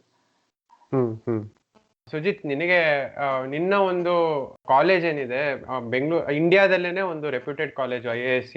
ಸೊ ಅಲ್ಲಿನ ವಾತಾವರಣ ಅಂಡ್ ಹೇಗೆ ಸೈನ್ಸ್ ಅನ್ನು ಅವ್ರು ಪ್ರೋತ್ಸಾಹ ಮಾಡ್ತಾರೆ ಅದ್ರ ಬಗ್ಗೆ ಒಂದ್ ಸ್ವಲ್ಪ ಮಾತಾಡ್ತೀಯ? ಅಂದ್ರೆ ನನಗ್ ಗೊತ್ತಿರೋದು ಜನರಲ್ ಸ್ಟೂಡೆಂಟ್ಸ್ ಹೆಂಗ್ ಗೊತ್ತೋ ಅಷ್ಟೇ ಗೊತ್ತು. ಯಾಕಂದ್ರೆ ನಾನು ಇನ್ನು ಇನ್ಸ್ಟಿಟ್ಯೂಟ್ಗೆ ಹೋಗಿಲ್ಲ. ಕೊರೋನಾ ಬಂದ್ಮೇಲಿಂದ ಮನೇಲೆ PhD ಮಾಡ್ತಾ ಇದ್ದೀನಿ, ನಾನು ಕೋರ್ಸ್ ಅಟೆಂಡ್ ಮಾಡ್ತಾ ಇದ್ದೀನಿ. ಸೊ ನನಗೆ ಅಲ್ಲಿ ಹೋದ್ಮೇಲೆ ನಾನು ಸ್ವಲ್ಪ ಐಡಿಯಾ ಹೇಳಕ್ಕಾಗೋದು. But still as a general student ಹೇಳ್ತೀನಿ, ಆಂಬಿಯನ್ಸ್ ಅಂತೂ ತುಂಬಾ ಚೆನ್ನಾಗಿದೆ. ಕ್ಯಾಂಪಸ್ ತುಂಬಾ ಗ್ರೀನ್ ಅಂಡ್ ದೊಡ್ಡದಾಗಿದೆ. ಅಂಡ್ ನಾನು ಕೆಲವರು ನನ್ನ ಸೀನಿಯರ್ಸ್ ಜೊತೆ ಎಲ್ಲ ಮಾತಾಡ್ತೀನಿ, ಅವರು ಹೇಳ್ತಿದ್ರು ತುಂಬಾ, I mean it's not very strict and it's very comfortable environment ಅಂತ. ಸೊ ಯಾ, ನಾನು ಹೋದ್ಮೇಲೆ I can answer that. Varun, ನಿನಗೆ ಪ್ರಶ್ನೆ. ನಾನು ಆಗ್ಲೇ ಇಂಟ್ರೊಡಕ್ಷನ್ ಕೊಡ್ಬೇಕಾದ್ರೆ ತೈವಾನ್ ಅಂತ ಒಂದು ದೇಶದಲ್ಲಿ ಇರುವಂತ ವರುಣ್ ಅಂತ ಹೇಳಿದೆ. ತೈವಾನ್ ದೇಶ ಅಂತ ಹೇಳಿದಕ್ಕೆ ನಾನು ಚೈನಾದಲ್ಲೆಲ್ಲ ನನ್ನ ಪಾಡ್ಕಾಸ್ಟ್ ಅನ್ನು ಬ್ಯಾನ್ ಮಾಡ್ಬಿಡ್ತಾರೋ ಏನೋ ಗೊತ್ತಿಲ್ಲ. ಸೊ ನಿನ್ನ ತೈವಾನ್ ಎಕ್ಸ್ಪೀರಿಯನ್ಸ್ ಬಗ್ಗೆ ಒಂದ್ ಸ್ವಲ್ಪ ಹೇಳ್ತೀಯಾ? ಸೊ ಈಗ ತೈವಾನ್ ಹೆಂಗೆ ಅಂದ್ರೆ, ಒಂಥರ ಜನ ತುಂಬಾ ಸೈಲೆಂಟ್ ಜನ, ಜಗಳ ಮಾಡಲ್ಲ, ಮಾತಾಡಲ್ಲ. ಇನ್ಫ್ಯಾಕ್ಟ್ ತುಂಬಾ ಆಂಟಿ ಸೋಷಿಯಲ್ ಜನ ಇವರು. ಫಾರಿನರ್ಸ್ ನ ತುಂಬಾ ಚೆನ್ನಾಗಿ ನೋಡ್ಕೊಳ್ತಾರೆ. ಇವಾಗ ನಾನು ರೋಡಲ್ಲಿ 2-3 ಸೂಟ್ ಕೇಸ್ ಹೇಳ್ಕೊಂಡ್ ಬರ್ತಿದ್ರೆ ಜನ ಹಿಂದಿಂದೇನೆ ಬರ್ತಾರೆ ಹೆಲ್ಪ್ ಮಾಡಕ್ಕೆ. ಸೊ ಈ ತರ ಜನ ನಮ್ಗೆ ಒಂಥರ ನೋಡಿದ ತಕ್ಷಣ ಆಶ್ಚರ್ಯ ಆಯ್ತು. ಮತ್ತೆ ಎಲ್ಲಾರು ರೂಲ್ಸ್ ಫಾಲೋ ಮಾಡ್ತಾರೆ. ಒಂಥರ ಈಗ ಒಂದ್ ಮೆಟ್ರೋ ಅಲ್ಲಿ ಎಸ್ಕಲೇಟರ್ ಅಲ್ಲಿ ಹೋಗ್ಬೇಕಾದ್ರೆ ಇರುವೆ ಸಾಲ್ ತರ ಹೋಗ್ತಾರೆ ಒಂದೇ ಲೈನ್ ಅಲ್ಲಿ. ಒಳಗಡೆನೆ ನಿಂತ್ಕೊಳ್ತಾರೆ, ಎಡಗಡೆ ಹೋಗಲ್ಲ. ಮತ್ತೆ ಟ್ರಾಫಿಕ್ ರೂಲ್ಸ್ ಫಾಲೋ ಮಾಡೋದು ಎಲ್ಲದ್ರಲ್ಲೂ ಇವ್ರು ಒಂಥರ ಪರ್ಫೆಕ್ಟ್ ಜನ, ಒಂಥರ ಐಡಿಯಲ್ ಪ್ಲೇಸ್ ಅನ್ನೋ ತರ ಜಾಗ ಇದು ತೈವಾನ್. ಅಂಡ್ ಯೂನಿವರ್ಸಿಟಿ ಕೂಡ ನಮ್ದು ಯೂನಿವರ್ಸಿಟಿ ಬೆಟ್ಟದ ಮೇಲಿದೆ. And as I told you earlier, Sujith ಮತ್ತೆ ನಾನು ಸ್ವಲ್ಪ ಟ್ರೆಕ್ಕಿಂಗ್ ಅದು ಇದು ಎಲ್ಲ ಹುಚ್ಚು ಜಾಸ್ತಿ. ನನಗೆ ಒಂಥರ ಸಿಕ್ಕಿದೆ, ಕಾಲೇಜು ಅಂತದೇ ಸಿಕ್ಕಿದೆ ನನಗೆ, ಕ್ಯಾಂಪಸ್ ಕೂಡ. ಸೊ ನಾನು ತಲೆ ಕೆಟ್ಟಾಗೆಲ್ಲ ಮೇಲ್ಗಡೆ ಬೆಟ್ಟ ಹತ್ಕೊಂಡು ಹೋಗೋದು. ಸೊ ಜನರಲಿ ಕಾಡ್ ಮನುಷ್ಯನ್ ತರ ಓಡಾಡ್ತಿರ್ತೀನಿ ಇಲ್ಲಿ. ಬಟ್ಟೆ ಹಾಕ್ತಿರ್ತಾನೆ.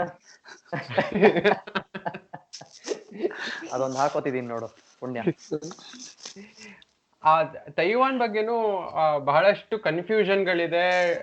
ಸುಮಾರು ವಿಷಯಗಳು ಡಿಕ್ಲಟರ್ ಮಾಡ್ಬೇಕು, ಅದ್ರಲ್ಲಿ ಎಷ್ಟೊಂದು ವಿಚಾರಗಳಿದೆ. ಅದು ನೆಕ್ಸ್ಟ್ ಯಾವ್ದಾದ್ರು ಟಾಪಿಕ್ ಬಗ್ಗೆ ಮಾತಾಡೋಣ. ಬಿಕಾಸ್ ನಿಂಗೆ ಗೊತ್ತು ಹೇಗೆ ಚೈನಾ ಒಂದು ಖ್ಯಾತೆ ತೆಗಿತಿದೆ ಅಂತ ತೈವಾನ್ ವಿಷಯದಲ್ಲಿ. ಸೊ ಈಗ ಖ್ಯಾತೆ ಅಂದ್ರೆ ಇವಾಗ ಎಲ್ರು ಏನ್ ಅನ್ಕೊಂಡಿದ್ದಾರೆ, ತೈವಾನ್ ಅಂದ್ರೆ part of China, China under control ಅಲ್ಲೇ ಇದೆ ಕಂಪ್ಲೀಟ್ಲಿ ಅಂತ ಅನ್ಕೊಂಡಿದ್ದಾರೆ. ಹಂಗೆಲ್ಲ ಏನಿಲ್ಲ. ತೈವಾನ್ ಚೈನಾ ಇನ್ನೇನು ಆಕ್ಯುಪೈ ಮಾಡ್ಕೊಂಡ್ ಬಿಡ್ತಿದ್ದಾರೆ ಅಂತೆಲ್ಲ ನ್ಯೂಸ್ ಬರ್ತಿದೆ ಡೈಲಿ. ಇದು ಆಕ್ಚುಲಿ ಇಂಡಿಯನ್ ಮೀಡಿಯಾಗೆ ಇವಾಗ ತಲುಪಿದೆ ಅಷ್ಟೇ. ಬಟ್ ಚೈನಾದವರು 10 ವರ್ಷದಿಂದ ಈ ತರ ಸ್ಟೇಟ್ಮೆಂಟ್ ಕೊಡ್ತಾನೆ ಇದ್ದಾರೆ ದಿನಾಗ್ಲು. But then Taiwan is completely different. ಒಂದು ಸಪರೇಟ್ ಡೆಮೋಕ್ರಸಿ ಇದೆ, ಇವ್ರದೇ ಸಪರೇಟ್ ಗವರ್ಮೆಂಟ್ ಇದೆ. ಅಂಡ್ ಚೈನಾದವ್ರದ್ದು ಗವರ್ಮೆಂಟ್ ಬಾಡಿ ಇಲ್ಲಿಗೆ ಎಂಟರ್ ಆಗಕ್ಕೂ ಆಗಿಲ್ಲ. ಇವ್ರದ್ದು ಸಪರೇಟ್ ಮಿಲಿಟರಿ ಇದೆ. ಆಲ್ಮೋಸ್ಟ್ 20-25 ಲಕ್ಷ ಜನ ಇರೋ ಆರ್ಮಿ ಇದೆ ತೈವಾನ್ದು ಕೂಡ. ಅಂಡ್ ಚೈನೀಸ್ ಆರ್ಮಿ ಒಬ್ರು ಒಳಗಡೆ ಕಾಲಿಡಕ್ ಆಗಿಲ್ಲ ಇಲ್ಲಿ ತೈವಾನ್ ಅಲ್ಲಿ. So it's not that simple. ಮೀಡಿಯಾದಲ್ಲಿ ತೋರಿಸ್ತಾರೆ ಅಂದ್ಬಿಟ್ಟು Taiwan is A part of China ಅಂತ ಹೇಳಕ್ ಆಗಲ್ಲ. ಓಕೆ, ನಿಂಗಲ್ಲಿ ಫುಡ್ ಎಲ್ಲ ಹೇಗೆ? ತೈವಾನು, ಚೈನಾ, ಈ ಏರಿಯಾಗಳು, ಫಿಲಿಪೀನ್ಸು ಇದೆಲ್ಲ ತಗೊಂಡ್ರೆ ಒಂದ್ ಸ್ವಲ್ಪ ಚೇಳು, ಹಾವು ಎಲ್ಲ ತಿನ್ನೋದು ಜಾಸ್ತಿ. ಸೊ ಅದೇ ಈಗ ಫುಡ್ ಏನಂದ್ರೆ, ಎಲ್ರು ಏನ್ ಅನ್ಕೊಂಡಿದ್ದಾರೆ, ಈ ಈಸ್ಟ್ ಏಷ್ಯನ್ ಕಂಟ್ರೀಸ್ ಅಥವಾ ಇಲ್ಲಿ ಜನಗಳನ್ನ ನೋಡಿದ ತಕ್ಷಣ ಬರೀ ಹಾವು ತಿಂತಾರೆ, ಚೇಳು ತಿಂತಾರೆ, ಈ ತರ ಮಾತಾಡ್ತಾರೆ. ಬಟ್ ನೋ, ತೈವಾನ್ ಆತರ ಇಲ್ಲ. ಇಲ್ಲಿ ನಮ್ಗೆ ಲೋಕಲ್ ಲ್ಯಾಂಗ್ವೇಜ್ ಬಂದ್ರೆ ಸಾಕು.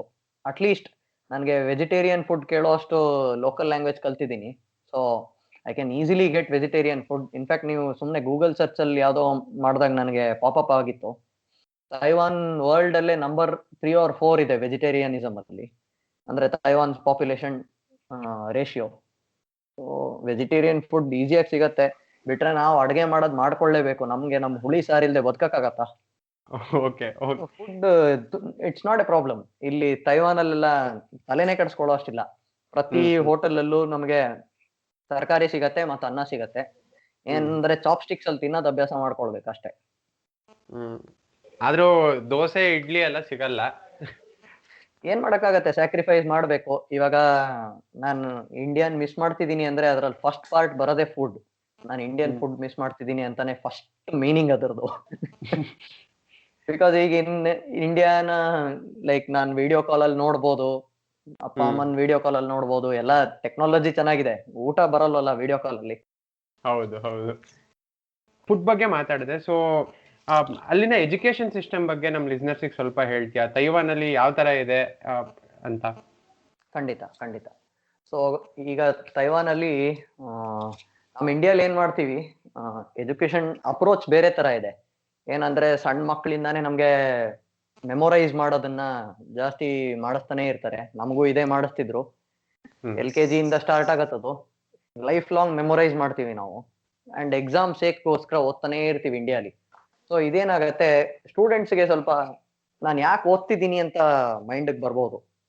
ಸೊ ಈ ಒಂದು ನೆಗೆಟಿವ್ ಪಾಯಿಂಟ್ ನಮ್ಮ ಇಂಡಿಯನ್ ಎಜುಕೇಶನ್ ಸಿಸ್ಟಮ್ ಅಲ್ಲಿ ಇದೆ. ಬಟ್ ದೆನ್ ಇವಾಗ ನಮ್ಮ ಗವರ್ಮೆಂಟ್ ಅವರು ಹೊಸ ಎಜುಕೇಶನ್ ಸಿಸ್ಟಮ್ ತರ್ತಿದೀವಿ ಅಂತ ಹೇಳಿದ್ದಾರೆ. ಹೌದು. So I can see that it's A good approach. But ಅದೇ ನಮಗದ್ ಸಿಕ್ಲಿಲ್ಲ ಅನ್ಫಾರ್ಚುನೇಟ್ಲಿ.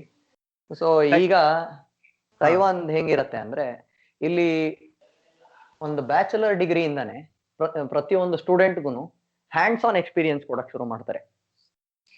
ಏನಂದ್ರೆ ನಮ್ ಇಂಡಿಯಾಲಿ ಥಿಯರಿ ಓದಿಸ್ತಾರೆ, ಬಿಕಾಸ್ ನಮ್ಗೆ ಪ್ರಾಕ್ಟಿಕಲ್ಸ್ ಮಾಡೋದಕ್ಕೆ ಜಾಸ್ತಿ ಫಂಡಿಂಗ್ ಕೊಡಲ್ಲ. ಅಂಡ್ ನಮ್ಮಲ್ಲಿ ಆ ಪ್ರಾಕ್ಟಿಕಲ್ ನಾಲೆಡ್ಜ್ ಇಂಪಾರ್ಟೆನ್ಸ್ ಗೊತ್ತಿಲ್ಲ ಇಂಡಿಯಾಲಿ. ಯಾಕೆ ಆಗ್ತಿದೆ ಅಂದ್ರೆ, ನಮ್ಮಲ್ಲಿ ಪೇರೆಂಟ್ಸ್ ಎಲ್ರು ಒಂಥರ ಮಾರ್ಕ್ಸ್ ಇದ್ರ ಹಿಂದೆ ಮಾರ್ಕ್ಸ್ ಹಿಂದೆ ಹೋಗಿ ಸ್ಟೂಡೆಂಟ್ಸ್ಗೂ ಅದೇ ಬಂದ್ಬಿಟ್ಟಿದೆ ಮೈಂಡ್ಗೆ. ಅಂಡ್ ಸ್ಟೂಡೆಂಟ್ಸ್ ಒಂಥರ ನನ್ನ ಏಮ್ ಎಜುಕೇಶನ್ ಸಿಸ್ಟಮ್ ಅಲ್ಲಿ ಮಾರ್ಕ್ಸ್ ಜಾಸ್ತಿ ತೆಗೆದ್ಬಿಟ್ಟು ಒಂದ್ ಒಳ್ಳೆ ಇಂಜಿನಿಯರಿಂಗ್ ಕಾಲೇಜ್ ಸೇರಿ ಒಂದ್ ಒಳ್ಳೆ ಕೆಲಸ ಹಿಡಿಬೇಕು, ಲಕ್ಷ ಲಕ್ಷ ಸಂಬಳ ಕೊಡ್ಬೇಕಷ್ಟೇ. ಎಲ್ಲ ಈಗ ನಂಬರ್. ನಂಬರ್ಸ್ ಆಗೋಗಿದೆ. ಹೌದು, ಇವಾಗ ನಾನು ಇವಾಗ ಒಂದು ಪಬ್ಲಿಕೇಶನ್ ಮಾಡ್ತೀನಿ ಅಂತಂದ್ರೆ ಅದಕ್ಕೆ ಎಷ್ಟು ದುಡ್ಡು ಕೊಡ್ತಾರೆ ಅಂತ ಕೇಳ್ತಾರೆ ಜನ. So they should understand that publication is not about money. Publication ಮಾಡೋದು ನನ್ನ ಸೈನ್ಸ್ಗೆ ಒಂದು ಕಾಂಟ್ರಿಬ್ಯೂಷನ್. 1000 ಪಬ್ಲಿಕೇಶನ್ ಮಾಡಿದ್ರೆ ಅದು ಒಂದು ಪ್ರಾಡಕ್ಟ್ ಆಗತ್ತೆ. ಸೊ ನಾನು 1000 ಪಬ್ಲಿಕೇಶನ್ ಮಾಡಕ್ ಜನ ಬೇಕಲ್ವಾ, ಇದಕ್ಕೆ ರಿಸರ್ಚ್ ಬೇಕೇ ಬೇಕು. ಸೊ ಇಲ್ಲಿ ರಿಸರ್ಚ್ಗೂ ಕೂಡ ಒಂದು ಪ್ರೋತ್ಸಾಹ ಕೊಟ್ಟೆ ಸ್ಟಾರ್ಟ್ ಮಾಡ್ತಾರೆ ಎಜುಕೇಶನ್ ಸಿಸ್ಟಮ್ನ. ಫಾರ್ ಎಕ್ಸಾಂಪಲ್ ಬ್ಯಾಚುಲರ್ಸ್ ಡಿಗ್ರಿಲಿ ಪ್ರತಿ ಸ್ಟೂಡೆಂಟ್ಗೂ ಒಂದು, ಇವಾಗ ಏನೇ ಆಗ್ಲಿ ನಮ್ಮ ಫೀಲ್ಡ್ ಅಲ್ಲಿ ಒಂದು ರಾಮನ್ ಸ್ಪೆಕ್ಟ್ರೋಸ್ಕೋಪಿ, CV ರಾಮನ್ ಕಂಡು ಹಿಡಿದಿದ್ ರಾಮನ್ ಸ್ಪೆಕ್ಟ್ರೋಸ್ಕೋಪಿನ ನಮ್ಮ ಇಂಡಿಯಾಲಿ BSc ಸ್ಟೂಡೆಂಟ್ಸ್ಗೆ ಮಾಡಕ್ ಆಗ್ತಿಲ್ಲ. ಬಿಕಾಸ್ ನಮ್ಮಲ್ಲಿ ಫೆಸಿಲಿಟೀಸ್ ಕೊಡ್ತಿಲ್ಲ ಪ್ರಾಕ್ಟಿಕಲ್ ಮಾಡಕ್ಕೆ. ಬೇರೆ ಇಲ್ಲಿ ತೈವಾನ್ ಅಲ್ಲಿರೋ BSc ಸ್ಟೂಡೆಂಟ್ಸ್ ರಾಮನ್ ಸ್ಪೆಕ್ಟ್ರೋಸ್ಕೋಪಿನ ಕೈಯಿಂದ ಹ್ಯಾಂಡಲ್ ಮಾಡ್ತಿದ್ದಾರೆ. This is one approach where they can make students do some hardcore research. ಇದು ಏನಂದ್ರೆ ಪ್ರಾಕ್ಟಿಕಲ್ ರಿಸರ್ಚ್ ನಮ್ಗೆ ಹ್ಯಾಂಡ್ಸ್ ಆನ್ ಎಕ್ಸ್ಪೀರಿಯನ್ಸ್ ಇಂದ ಮಾತ್ರ ಬರಕ್ ಸಾಧ್ಯ. ಇದು one part of education system. ಆದ್ರೆ ಇನ್ನೊಂದು ಅಪ್ರೋಚ್ ಥಿಯರಿಟಿಕಲ್ ಅಪ್ರೋಚ್ ಅಲ್ಲೂ ಕೂಡ ಇಲ್ಲಿ ಏನ್ ಮಾಡ್ತಾರೆ ಅಂದ್ರೆ they will just stick to basics. ಇವಾಗ ನಮ್ಗೆ PUCಲಿ ಫಾರ್ ಎಕ್ಸಾಂಪಲ್ ನಾವೇನಾದ್ರೂ ಡೌಟ್ ಕೇಳಿದ್ವಿ ಅಂದ್ರೆ ಇದು ನಿಮಗ್ ಲಾಸ್ಟ್ ಇಯರ್ ಇತ್ತು ಅಂತಾರೆ, ಇಲ್ಲ ಇದನ್ನ ನೆಕ್ಸ್ಟ್ ಇಯರ್ ಕಲಿತೀರಾ ನೀವು ಅಂತ ಹೇಳ್ಬಿಡ್ತಾರೆ ಟೀಚರ್ಸ್. ಇದು ತುಂಬಾ ಆಗಿದೆ ನನ್ಗೆ. ಸೊ ನಮ್ಗೆ ಏನಾಗತ್ತೆ, ಇವಾಗ ಅಲ್ಲಿ ಏನೋ ಪಾಠ ಮಾಡ್ತಿದ್ದಾರೆ, ನಮ್ಗೆ ಅದ್ರದ್ದು ಫ್ಲೋ ಸಿಕ್ತಿರಲ್ಲ, ನಮ್ ಕನೆಕ್ಟ್ ಆಗ್ತಿರಲ್ಲ ಫಾರ್ ಎವರ್.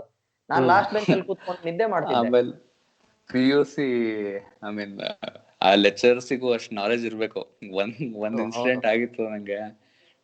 ನಾವು ಫಿಸಿಕ್ಸ್ ಲ್ಯಾಬ್ ಅಲ್ಲಿ PUC ಅಲ್ಲ DSC ಆಕ್ಚುಲಿ ಫಿಸಿಕ್ಸ್ ಲ್ಯಾಬ್ ಅಲ್ಲಿ ಯಾವ್ದೋ ಒಂದು ಡೌಟ್ ಕೇಳಿದ್ವಿ. ಮೇಡಮ್ ಇದೆ ಹೆಂಗಾಗತ್ತೆ ಏನಾಗುತ್ತೆ ಅಂತ ಸ್ವಲ್ಪ ಡೀಪ್ ಆಗಿ ಕೇಳ್ತಾನೆ ಇದ್ವಿ, ಇನ್ನು ಇದಾಗ್ತಿರ್ಲಿಲ್ಲ. ಕೊನೆಗೆ ಅಮ್ಮಂಗೆ ಏನು ಹೇಳಕ್ಕಾಗ್ದು ಇಟ್ಸ್ ಎ ಜೀಸಸ್ ಮಿರಾಕಲ್ ಅಂದ್ಬಿಟ್ಲು. ಕೈ ಮುಖ ಆಚೆ ಬಂದು ನಾವು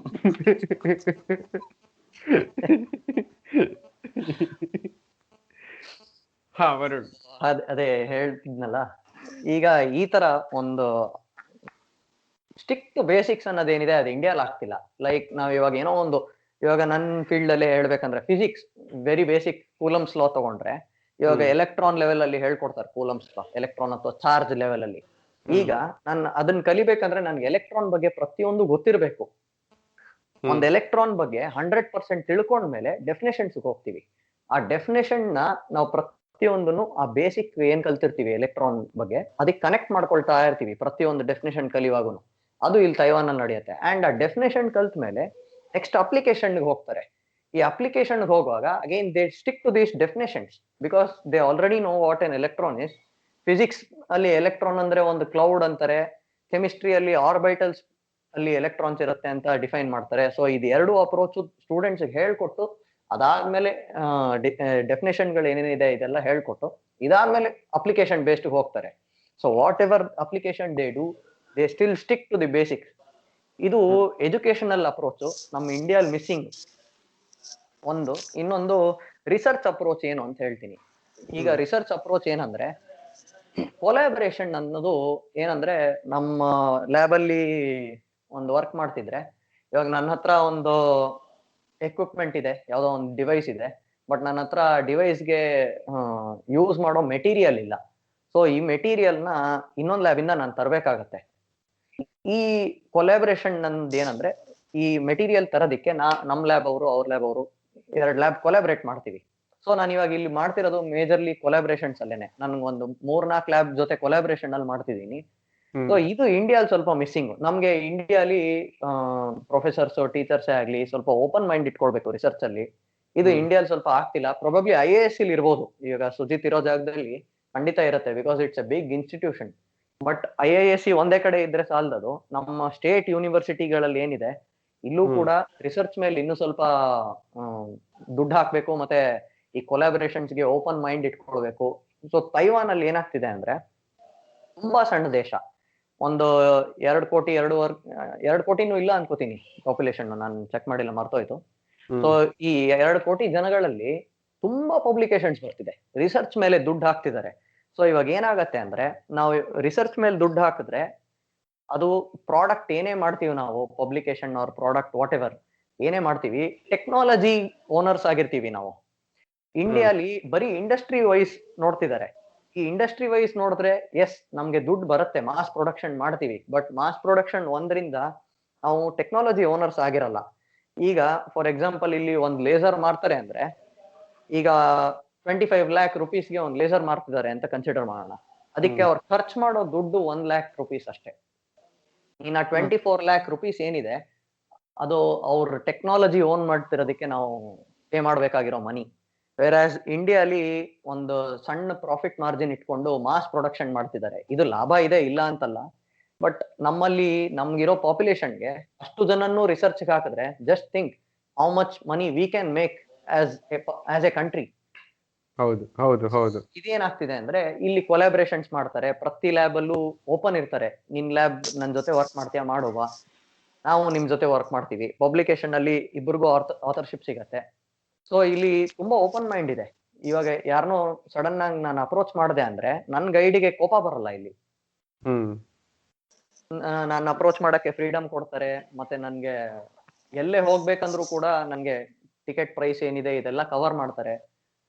ಸೊ ಇದು ಒಂದು ಪ್ಲಸ್ ಪಾಯಿಂಟ್ ತೈವಾನ್ ಅಲ್ಲಿ ಇದೆ. ಇದು ತೈವಾನ್ ಒಂದೇ ಅಲ್ಲ, ಇದು ತೈವಾನ್ ಅವರು USA ಇಂದ ಅಡಾಪ್ಟ್ ಮಾಡ್ಕೊಂಡಿರೋ ಎಜುಕೇಶನ್ ಸಿಸ್ಟಮ್ ಅಂತ ಹೇಳ್ಬೋದು. ಇದು ಪ್ರಾಬಬ್ಲಿ ಇಂಡಿಯಾದಲ್ಲಿ ಇದು ಮಿಸ್ಸಿಂಗ್ ಇದೆ.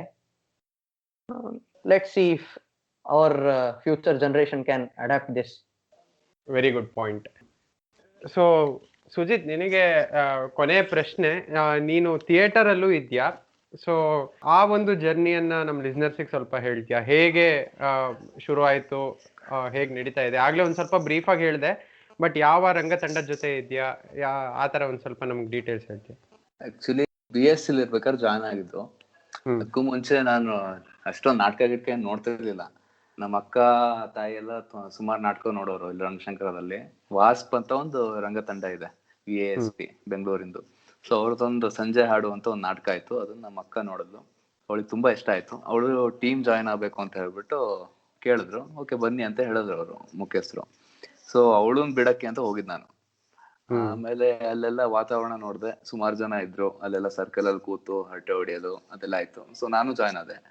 ಅಕ್ಕ ಬಿಟ್ಲು, ನಾನು ಅಲ್ಲಿ ಸಿಗಾಕೊಂಡ್ಬಿಟ್ಟೆ.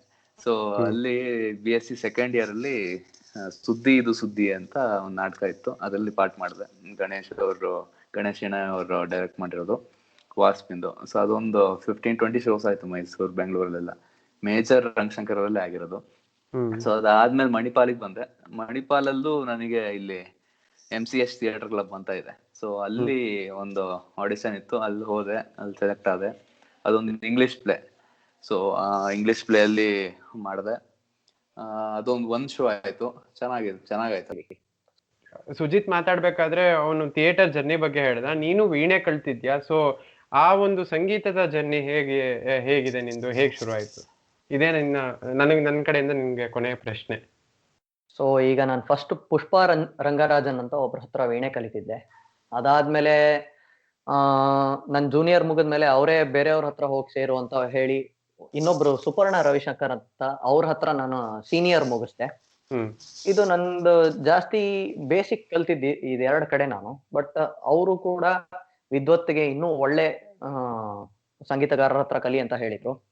So I moved on to one more guru, that is Prashant Iyengar ಅಂತ.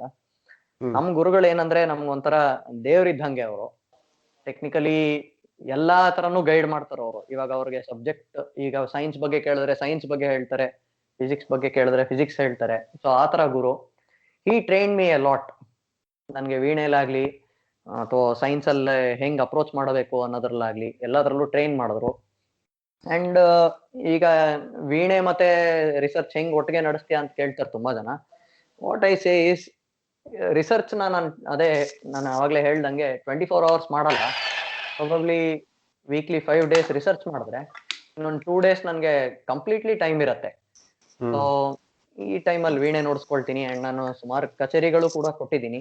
ಫಾರ್ ಎಕ್ಸಾಂಪಲ್ ನನ್ಗೆ ಸಿಕ್ಕಿರೋ ಒಂಥರ ಬೆಸ್ಟ್ ಕಾನ್ಸರ್ಟ್ಸ್ ಯಾವ್ದಂದ್ರೆ ಒಂದು ದೇವರಾಯನ್ ದುರ್ಗ ನರಸಿಂಹ ಜಯಂತಿ ಅಲ್ಲಿ ಕಚೇರಿ ಮಾಡಿದ್ದೀನಿ. ನಮ್ಮ NR ಕಾಲೋನಿ ರಾಯರ್ ಮಠದಲ್ಲಿ ಮಾಡಿದ್ದೀನಿ.